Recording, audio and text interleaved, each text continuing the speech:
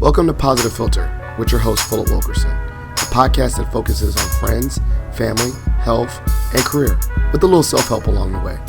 Please join me in this journey for self-improvement, and I hope what I have to share will make you a better person, thus making the world a better place. I hope you enjoy the show. I hope you enjoy the show.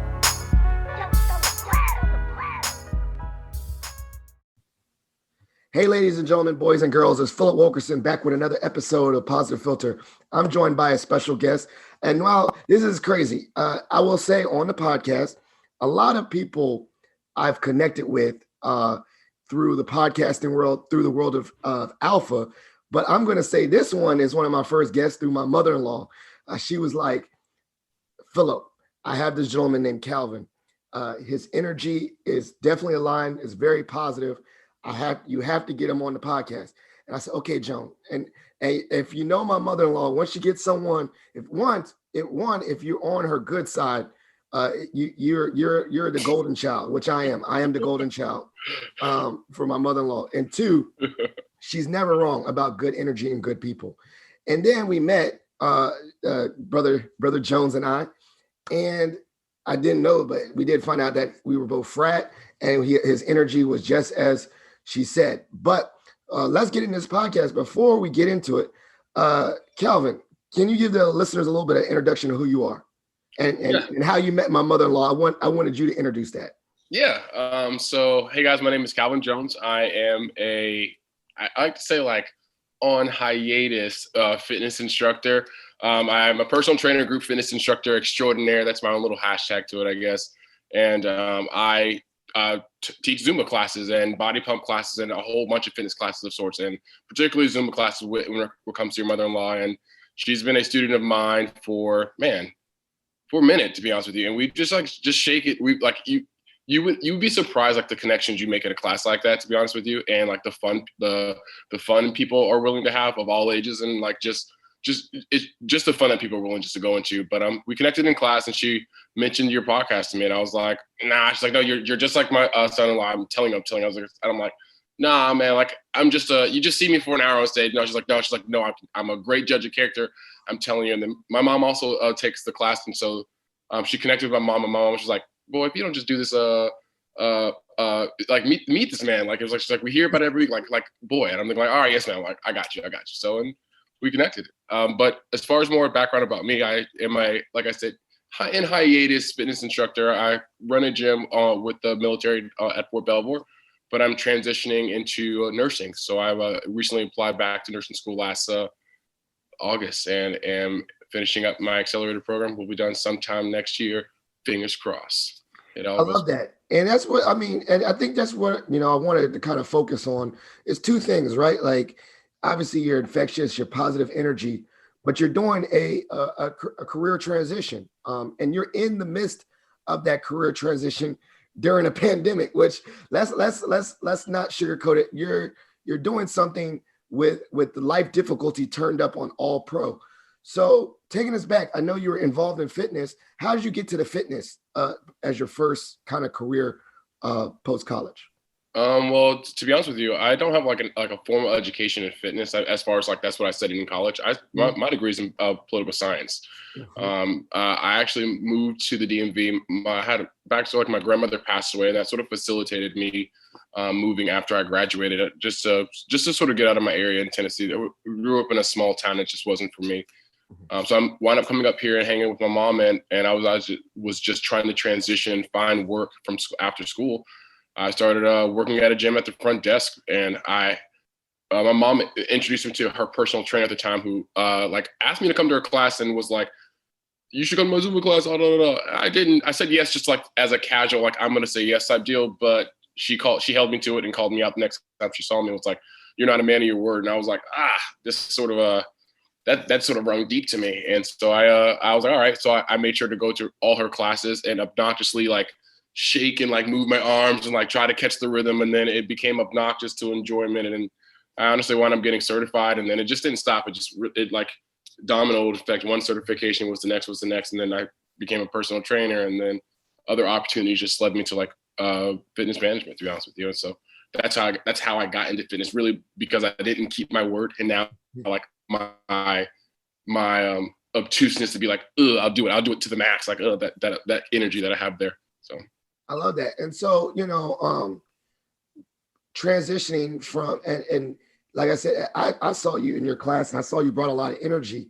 And you maybe it started off as something like I'll show you, but it turned into your own passion. When did when did you realize that you really, really enjoyed fitness and helping others, particularly with their health? Honestly, the moment I started doing it, well, as far as like the health connection aspect of it, my mom has a background in health. She's retired military now, was a corpsman, and so that's has a lot to do in the medical field. So that has played heavy to like my desire to want to help people as far as like the health professional aspect.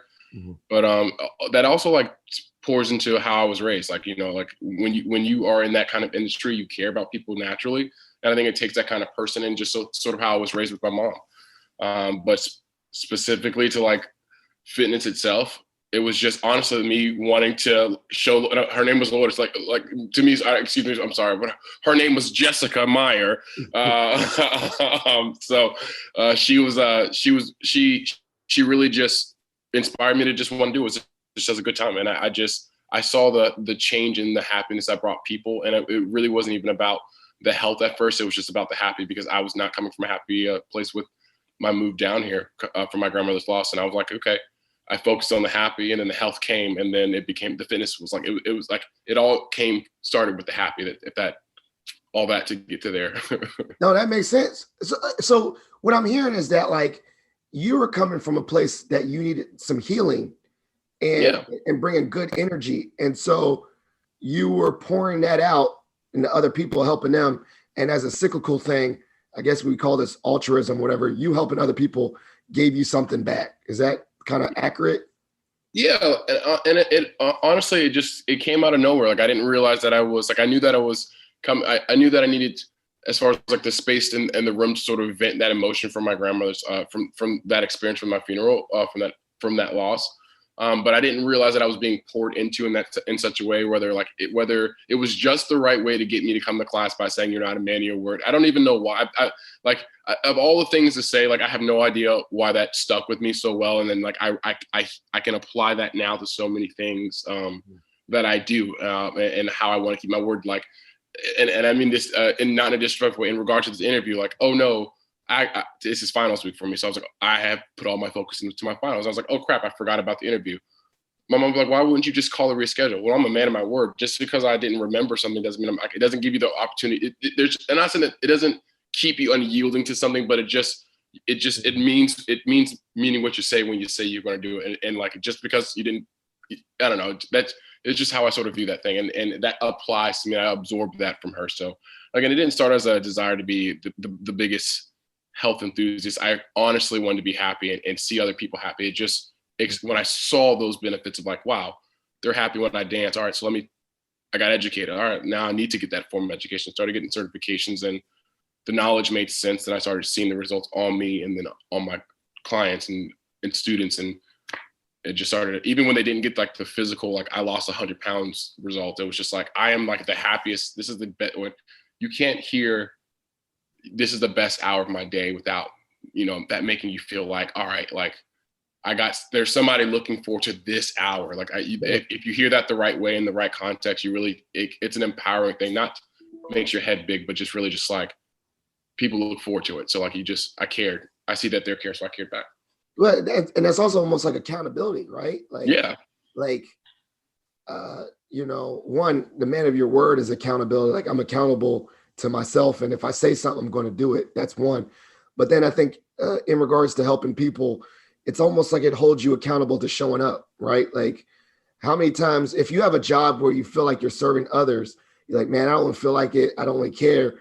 But then you're like, there's like this unyielding accountability. Like even when I don't feel like it, I had to show up because people are counting on me. And not even just counting on you. I just sort of just like, it just speaks to who you are. Like, I just feel like that's who I am. I'm accountable to myself. And I just feel like that also speaks to like, in the realm of like why an aspect of why I love fitness is to like, because it allows you to speak authentically. You can express yourself. It's an industry in a form where you can truly authentically be you and like, and enjoy the space as you. And so, and with that lens, like, I just feel like that has allowed, that authenticity just allows you, like, really just room to grow. And so, I don't know, like, I don't know how to, I got excited. I don't know how to, I don't know how to verbalize it better than that. I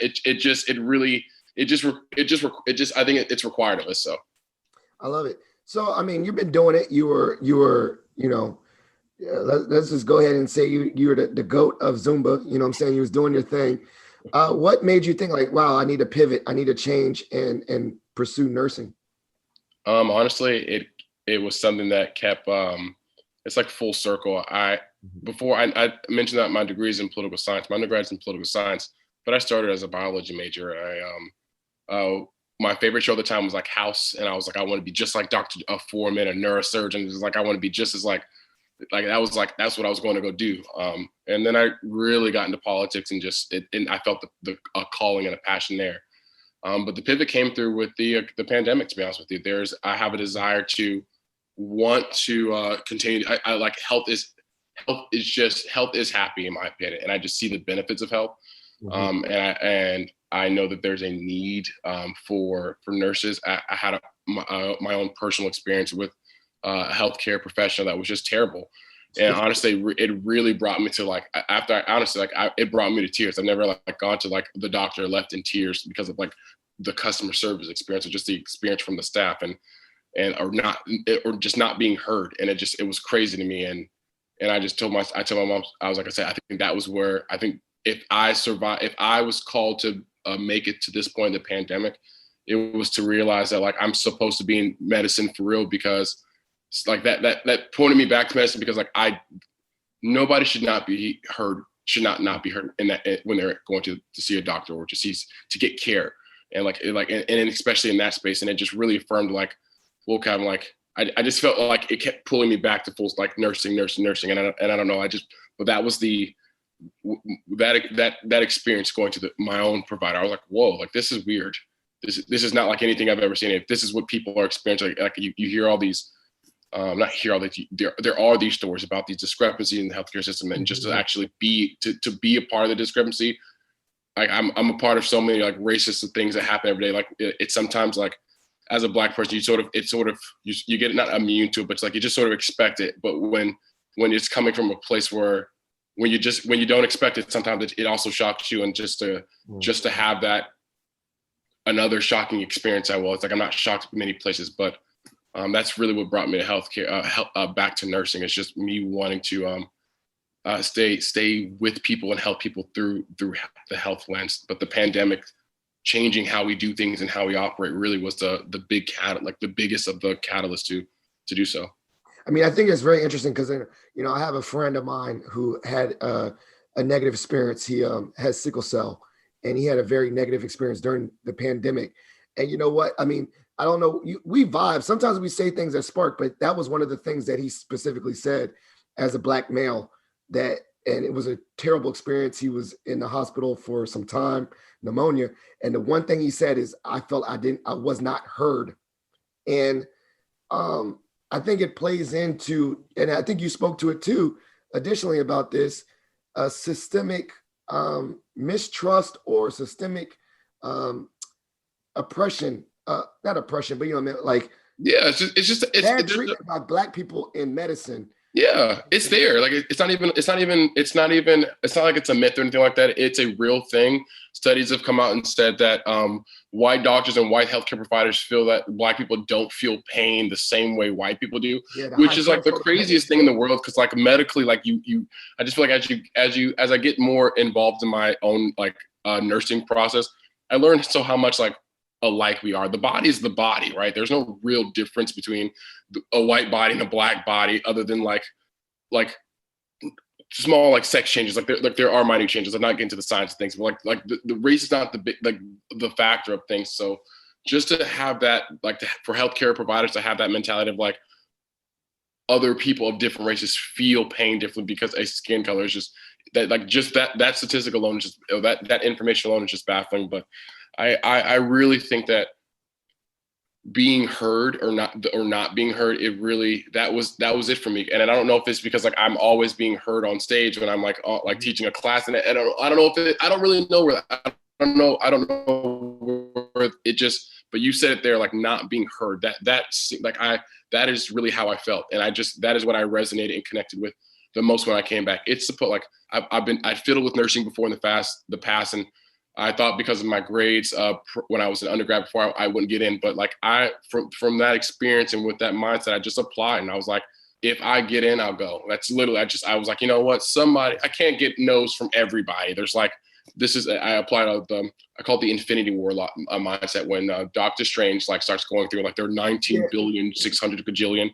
So that's why I said that there's got to be one. This is the one universe where somebody says, yes, Calvin. So let's just see if this is your universe. So I had that energy. I kept that energy when I applied, and I got feedback from some schools. I was like, oh, well, I guess I said if I'd applied, I'd go. And that's really how it started. I was like, if I put this in, I'm going to start. And I did. And I'm here now struggling, but making it through. You're making it. And I was about to say two things I noticed too, is that maybe, in regard to calling, studying political science, I think that you probably see also the discrepancy in health because of policies, right? Like education, health, all of these systems. And I find it very fascinating. Like you're going to going into a system, like for me is going into an educator, right? Like if I went into an education system with like lily eyes and said, okay, there is no discrepancies and all that stuff, then I don't think I'd be really doing a due justice. So if I know like, certain scores or certain students are at risk and go in there and really use my identity to make a change, I think it's made me a better educator. And I think it's going to make you a better practitioner. I hope so, honestly, because, and I think what you're speaking to is just personal experience. I think you're right. I think a personal experience it shapes everything.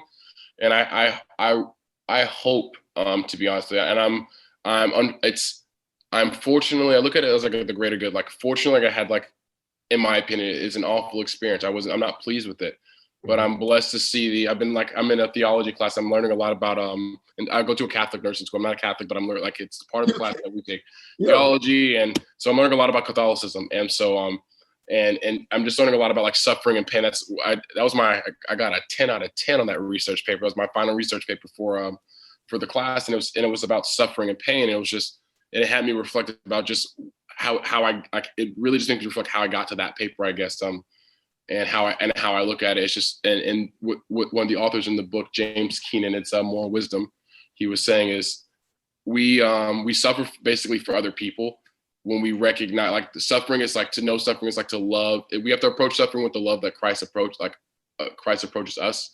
And what that means, like, it's to know love is to know suffering, if you will. And so like we have to have something, like, not we have to, but there's bad in the world. There's going to be bad in the world.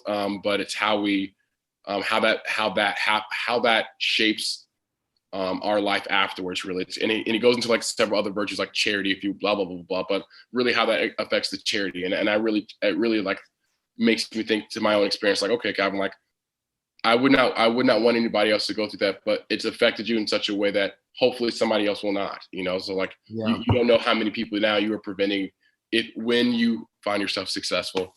Because I'm like not at the beginning, but I'm like clinical start in May, so I'm not like toward the end. There are always prereqs to take when you're going from BA to BS. So. Man, so I mean, let's talk about it. You're starting school during a pandemic. What has been some of the obstacles and some of the challenges? Do you go to class in person and obviously in medical nursing is going to be hands-on. Even in practice, I knew that they have like. Now they got like at Mason, they have all these like robots that, you can actually work on the robots and the robots give you feedback like a person. Yeah. So how are we doing this in a pandemic? How are you going through school? So right now it's all online. It's a hybrid course. It'll be online and in person. I'm finishing up. I'm doing a majority online portion now, or all online focus as I have my prereqs, as I finish up the last of my prereqs. Again, I was a BA major before, and there's a whole bunch of sciences and coming back. And I think that honestly is going to challenge, as you mentioned, like that was one of the biggest challenges is starting the program. I know like all the excitement and turning in the application, but realizing like you don't know what you don't know. I didn't know chemistry, microbiology, anatomy, physiology. Like I didn't think about religion in this. I am not a religious person. I'm very spiritual. I think teaching has cultivated my spirituality versus my religiousness, if that makes sense. And I guess that can pivot off someplace else for later time. But I think those are some of the bigger challenges of like coming back. And then honestly, the work, it's a lot, it's accelerated. It moves. It is all, like when they say it is 16 weeks in a 5 or 8 week period, they mean every week. And so it's thorough.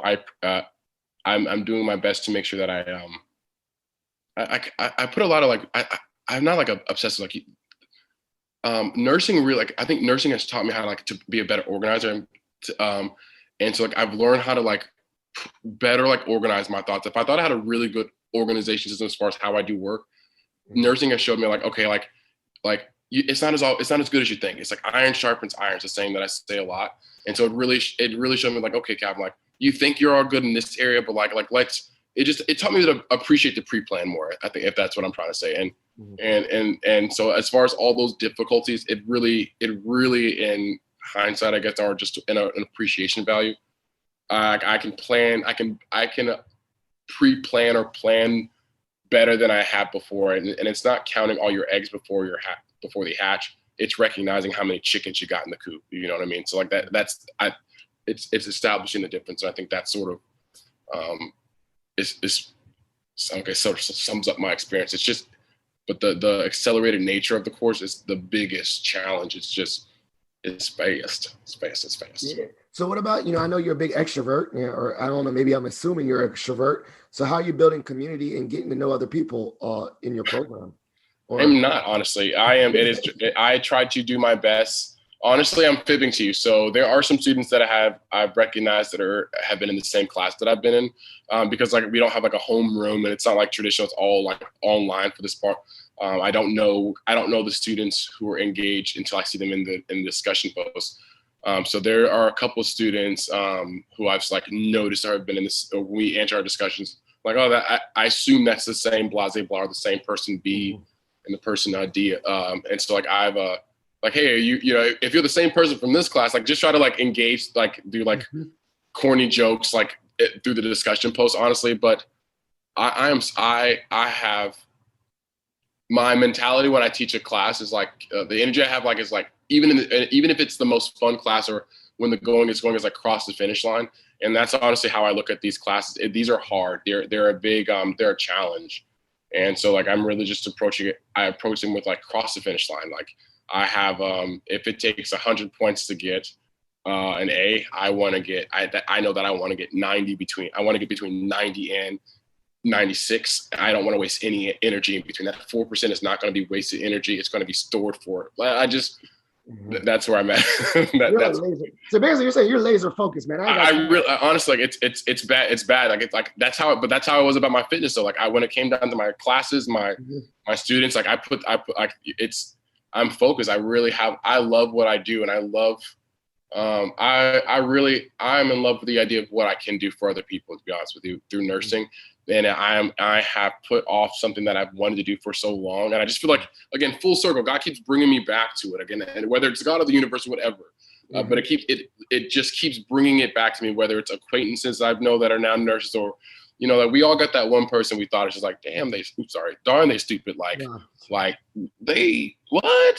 They did it. I could do it. Yeah. Yeah. Like they a nurse. And honestly, that's what I was gonna say. It can't be that. Like it is hard. I'm not like shortcutting the program that I'm in by any means, but I think like now if Joe Blow, the CEO, can do it, I know Calvin Jones can do it too. So it makes me just appreciate a process. And I'm not challenged often, to be honest with you. That is something that I recognize with myself. This is a challenge, and it's a sustained challenge. That is what I enjoy about it. But that is like it's like pleasure and pain. I love the challenge. It's annoying as heck though. But I enjoy it. But it is very much a challenge, and I like it because again I get bored easily, and I can do things. I can process quickly. I speak quickly. I can move quickly in a lot of different areas, and as quickly as I can move, it requires me to slow down, double check, do it again just as fast, Mhm. and take my consciousness to what I'm doing in my application to a different level. So, celebrating the small victories, what has been some recent small victories? Obviously the battle's not over, but what has been some small wins you've had so far? Listen, yesterday, this 10 out of 10 on this, like, listen, that sounds like a small win. Like, Yeah. oh, that's a research paper for a final. But when I tell you, I I wrote that out of thin air, like, woo, Yeah. that is between me and and this Mac right here in front of me.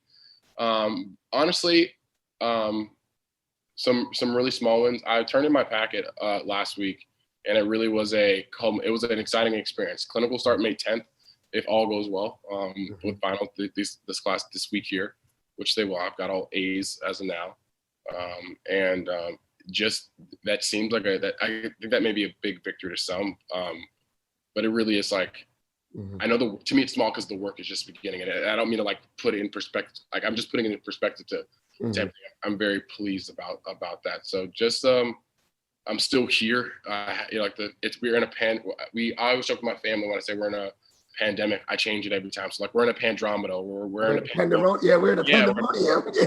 We're in the middle of a pandemonium right now. So like the fact that we're surviving this pandemonium is a blessing, and so like I'm really just like that is something that I'm it's not a small victory. I don't have like they're not small. And I honestly like I can't even answer them in the sense that they're small victories because I don't tell my students that they're small victories. They're victories, and victories are big. Like it's a win. Like winning is a big deal.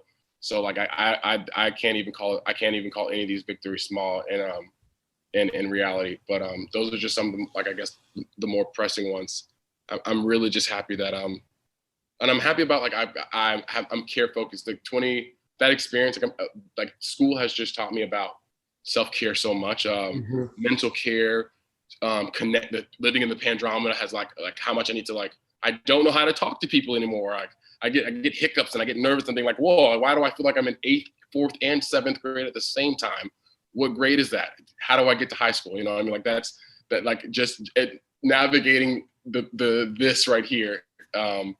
It has been not like refreshing, but it's been sort of weird to just sort of to do. So I'm just sort of in the process of like doing that too.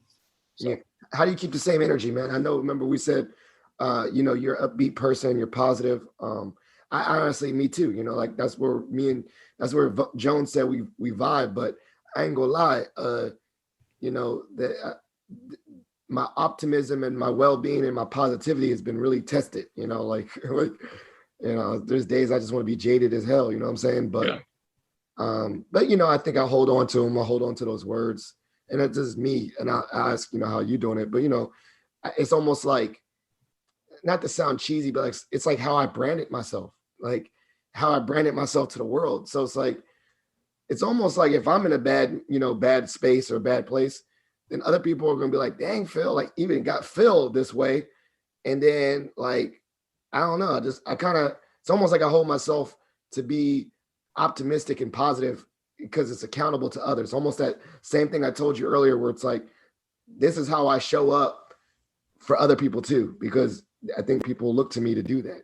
So like, if they're like, yo, today sucks. And then I say, yeah, it does suck. They're like, oh, I was hoping that people look to me to like, yeah, listen, that's so like that is a real thing. That's a well, like you're a well to people, and like but and that's what they do. People come to wells with cups and barrels to draw from, and the fact that you are a well it's needed in a pandemic. And again, like it needs to be safeguarded too, because wells can go empty. So and you ask the question, how do I keep the same energy? It goes to the well reference. I have support. I have a foundation, and that is it. Really, that has allowed me to do so. Like my family, my brother, specifically my mom, my sister, my brother-in-law, my niece, like my grandmother, they really have, and in our own specific relationships, my own relationships with them, that they have allowed me to sort of keep this energy going that I have, and they really are always like sort of at like the momentum of what I do, and also like I told my mom, she told me something dangerous when I was young, she's like, I think parents have to realize you're a parent, so like I don't know if you'll understand the gravity of what I'm about to say when I say this. my mom told me that when I was younger, like, you could be anything you want to be. That is a dangerous statement because like when children start believing that, like they can see that like, the possibilities really become like, and I mean this in a positive way, like but the possibilities become like endless. And so like when I started like deciding like, oh man, like what can I do? I don't know, like an astronaut, a doctor, a billionaire playboy philanthropist. Like it can be daunting, but when I found out what it was, like, and I feel like it's nursing. Like it's passed me by. It's revolved around me so many times. I can recognize that, and I can see that, and hold. I can own it. I have something to focus on that allows me to keep. Again, it's that focus allows me, and having that allows me to keep the energy I need to get it. And then also, I really do just have. As this podcast, as the folks who are listening will know, I'm a talker. I really just like to be about what I say, and I for the life of me, I don't know why the world and the Lord and everything and all the good in the world works mysteriously. And the fact that I resonated with being a man of your word, it's for a reason. And I don't know if it's supposed to pay off to get me to nursing or pay off to bring me to this podcast to help the next person, but that phrase, being a man of your word, really is what I needed to get to the next level. So that is what helped me keep the same energy because I am what I say I am, I guess, if you will. Like, and I am like I am like what I say I am. Yeah, like I am like I am a hard worker, and I'm all those things for other people, but I'm all those things for myself. And so I want to make sure that if I'm giving that energy for other people, I want to do it for me, and so that applies when I'm working for me. So I am a hard worker. I'm all those things, but I'm doing that for me, and I'm focusing on me. And those mindsets allow me to keep the energy to go. And I'm one of them. I love that because I actually use that. I actually use I am statements.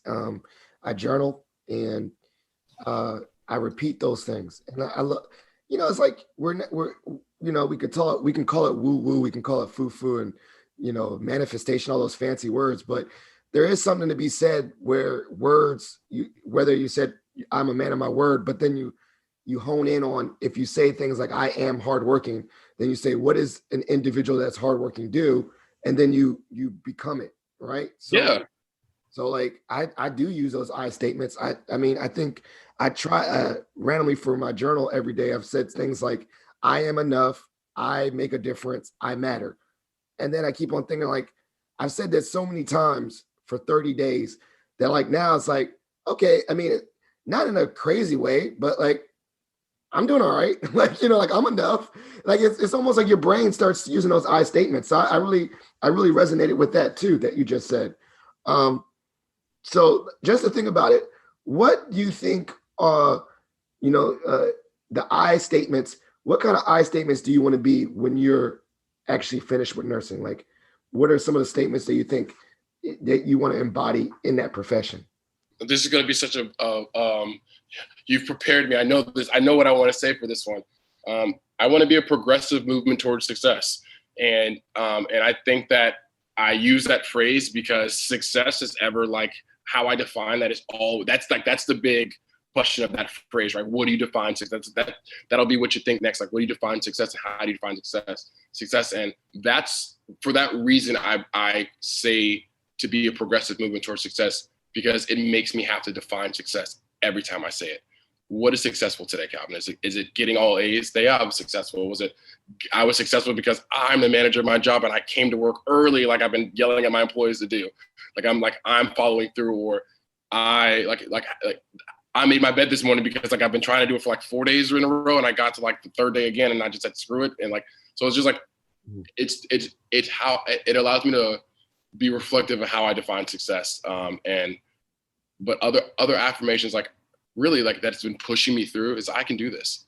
And this is gonna sound really lame to say like not in like and the song I will survive since, but like I will survive like I will survive like we're in this is a like outside of the Pandromeda realm, this is a pandemic. Like this is I never thought I would experience what needing health insurance is like and being sick and it like and so having surviving like I will survive like I feel like that's really like I'll survive. Like I'm gonna like it'll be me. Something I know this sounds really dark, I guess, without the right context, and it's really all coming from a positive place.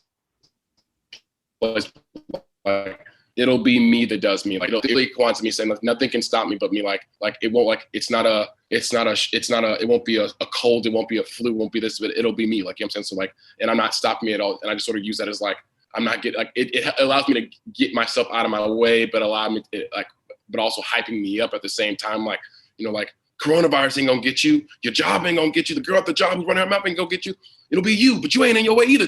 Like it'll be like it all comes like to me like trying to hype myself up, if you will. So having those type of conversations really really helped me. Really, I don't know. I feel like I do that all the time, but and I talk to myself a lot more. I think that's just because of the social distancing and not interacting. But I did that a lot before too. So, but that helps us all. All right, this is my last question, and we're gonna go to my next segment. But you know, are you like, you know, this is totally random, but you know, you going to nursing, are you like, is there any like part that grosses you out already? Like any, like you've already good with blood and guts and children, honestly, I'm really not, this is like not to get like all sad or whatever, but like I don't watch Grey's Anatomy because I cried the first time I watched that show, and I just feel like there's no reason that a human should be crying. If this were women and men like every week, hail to the no. Sorry for the expletive again. But there in this episode that I saw, it was like there was it was childbirth and the mother lost a baby, and it really just I don't know why I cried. I don't know if it was like designed, written like in the audience cries now, but it just clicked, and I think that is something that is hard for me to think about, or not think about, but hard to me. It's what motivates me to really like to like prevent the kind of like to prevent loss, and especially like child loss. And so it is not a gruesome thought in the sense like it prevents me from doing something. It motivates me to it's a call to action. Like children are hurting or people are hurting. Like not from whatever it could be. It just draws me to act for them, if that makes sense. So you're not gonna be grossed out. You're just more like, I want to do whatever to help people. So if it's gross, yeah, honestly, I'm really not like I'm not grossed out at all by. Yeah. No, not anymore. I don't feel like you do personal training. Okay. You do personal training long enough, you see it all. Like even before the pandemic, like you think like I've seen it all in the men's locker. I'm like, man, you could survive. Like I've survived like mainstream gym locker rooms, like where like lockers have like all the gum, all the gunk and hair. Like, man, like please, I'm immune to all like the grossities of the real world at this point. All right, well, I can't even watch medical videos. I like every time. This is how bad I am with blood and all that stuff, but not even blood, even fake injuries. Like I can't watch a scene in a movie like a football movie where I know the guy's going to tear his ACL, like The Program or anything like that. I just flinch. I just don't like seeing people. Or I'm like this, like show it to me, like what? Like I'm like all eyes. Or like people that wanted to watch Joe Theismann, when he broke his leg, Joe Theismann. Yeah. When what's it called? Lawrence Taylor broke his. I can't watch football injuries. I just can't watch broken bones and stuff. I flinch. So that's why I never would be in medicine. I can't handle it. Yeah, like honestly, yeah. There's not really. Yeah, not that I can think of it. All that just makes no. I'm not like squeamish. Oh, okay. The only that like this is not messed at all. I'll tell you this later. This will take us off the topic. So it's funny as I'll get out. Okay. So this is the next segment of my show before we wrap up. It's called Shot for Shot. Okay. You get to ask me any random question. I get to ask you any random question. You want to go first? I'll go first. Okay. I can go first. Okay, go ahead. Alien versus Predator. Like the actual, if they were going to battle each other? Yeah, Alien. Who's winning? Alien versus Predator. Predator. What? Yeah, Predator. I mean, how many aliens? And is it the queen alien? Well, listen, alien? You can't dissect. That's not what you say. You didn't say shot for shot and then like dagger, the hidden dagger. No, sir. No, because I mean, funny thing is, I read the books. They're like they're literally trained. The alien. I mean, not the alien. The predators. They're trained.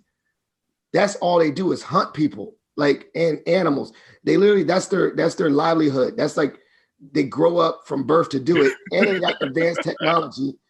And they just got all the weapons, all that. They be invisible. Listen, these aliens for real deal are like these they survive every terrain. Ain't nothing stopping these aliens. They can adapt to any if the predators are creatures who are like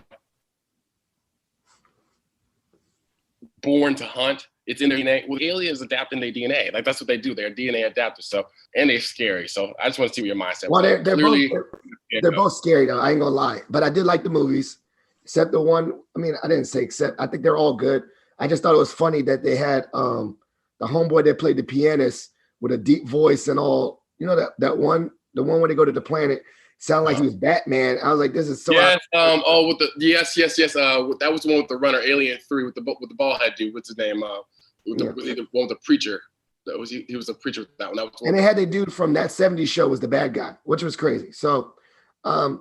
But see, like this, you did it to me. You didn't know that I was a nerd. I didn't.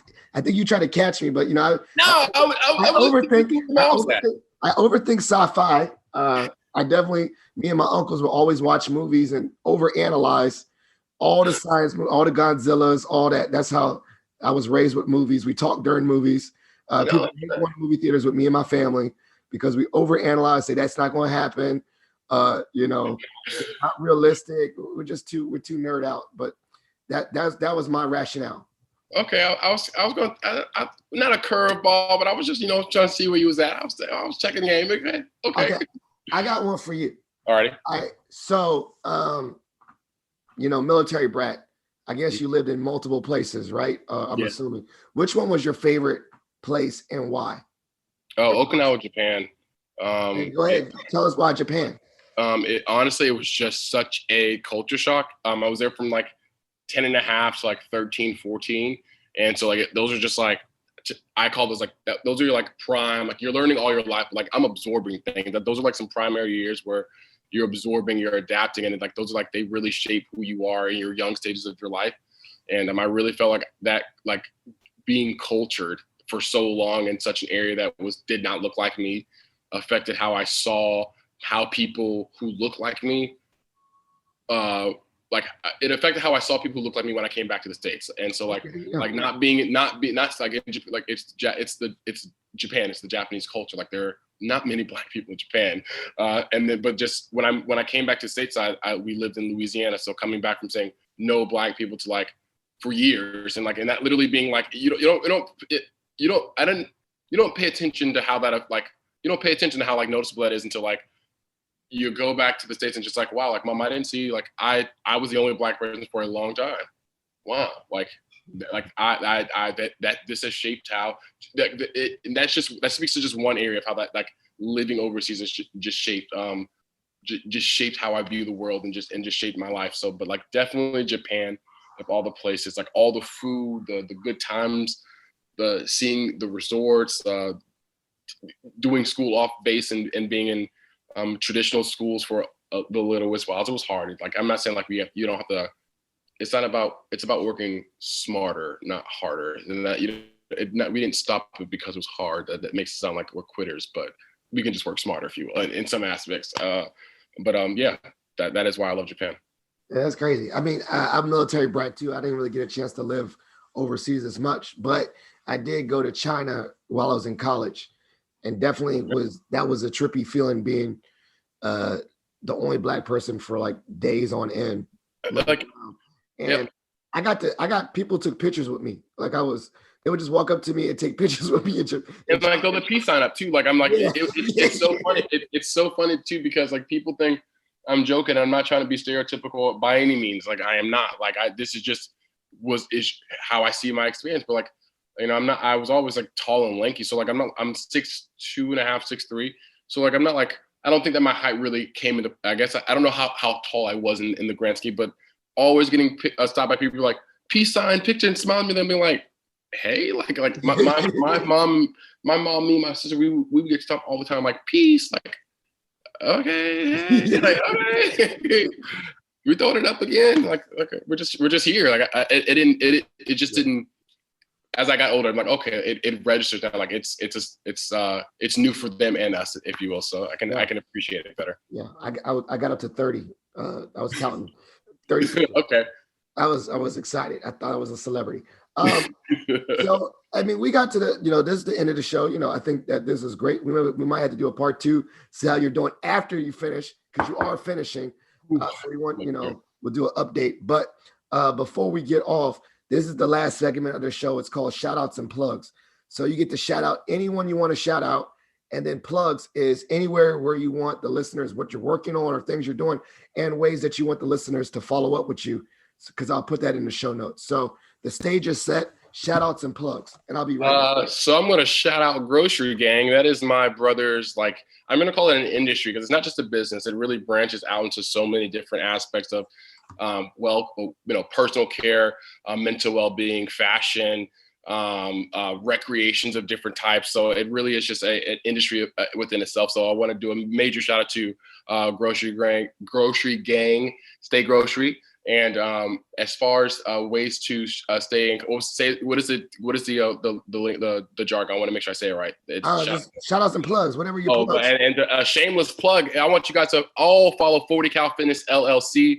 40CAL Fitness LLC. That is just how you sort of keep up to all things fitness with me. I will be posting. I post daily on health tips and why water is the best and why bananas are the worst type deal. And if I am teaching classes, I sometimes will host the occasional pop-up class. With the occasion with due notice, if you will. So it's not such a surprise. So if I'm ever doing a pop-up online class, you can get the information up from there. Or if you just want to follow me personally, you can follow me at Nurse Calvi. That is where I'm sort of handling all of my nursing woes and lamenting my problems as a successful nursing student at the time being. You can keep up with me there, or Calvin Jones on Facebook. But you have something like Calvin Jones and then Munford, you may find my dad. We sometimes have the same profile picture. Parents are weird. Mike. I love it. That's funny. You had the same profile picture, but my parents are weird sometimes. My dad, I don't know why my dad does that, but parents, Well, Calvin, it's been a pleasure. One, shout out to Joan. She's insistent, and I know why. Your energy is infectious. This is great. I think you're going to be successful and more in any endeavor that you put your mind to. Like I said, we randomly pop up, and every time you send a text, say I send you an idea, and you're like, yo, do you just think about that? Our wavelengths are very similar. I don't know, maybe Jonas, she's actually good at reading people. I don't know. Planning seeds of collaboration. You never know how they work out. Just like the seeds are planning. I don't know. Entangle them. I can't give her too much credit, but she's right 90% of the time, not more, 99.9% of the time. She's correct. You're on the record saying that now. Listen, Joan, I got him on the record. All that money you paid off. Deposit into that account. Deposit into that account. 99.9%. So thank you so much. Listeners, definitely going to put all his stuff in the show notes. Please support him in his journey with nursing, but also just his fitness and all those different things. Calvin, has been a pleasure. Positive Filter listeners, you know where to listen. It's Positive Filter on all platforms. And you can leave a voicemail for the podcast. It's 571-336-6560. That's 571-336-6560. Spreading positivity is a movement, and we're out. Thank you for listening to Positive Filter, a podcast that focuses on family, friends, career, with a little self-help along the way.